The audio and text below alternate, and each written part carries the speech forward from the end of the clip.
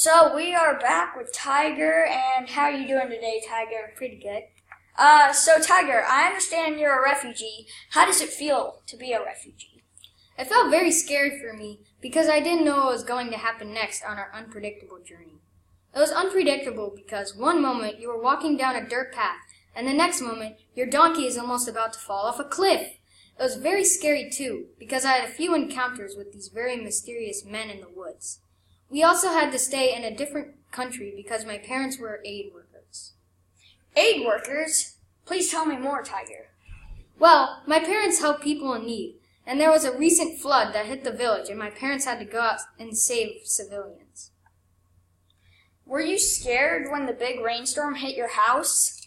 Yes, I was scared because the rain was like non-stopping water buckets pouring on your head, and the flood could sweep any human away with it. After the flood, I found the fish. Fish? What fish? Tell me more.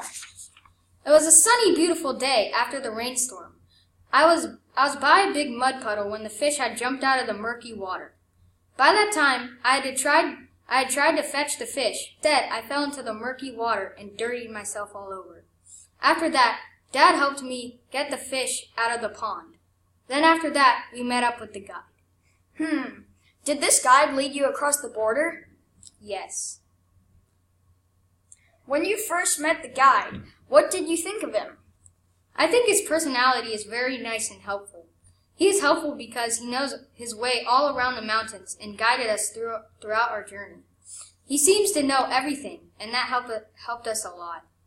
It helped us because we wouldn't have known our way around the mountains. Without him, I wouldn't be here right now. What was the first day of walking like? The first day of walking hadn't been too bad at all, but the landscape was very dusty and brown, so it was boring. Then, as the days progressed, then my feet started to get all scratched. How did it feel to get rejected by the military guard? I kind of felt dejected that we couldn't go on that path, and it just made the walk a lot harder for us. What was it like to cross the muddy river?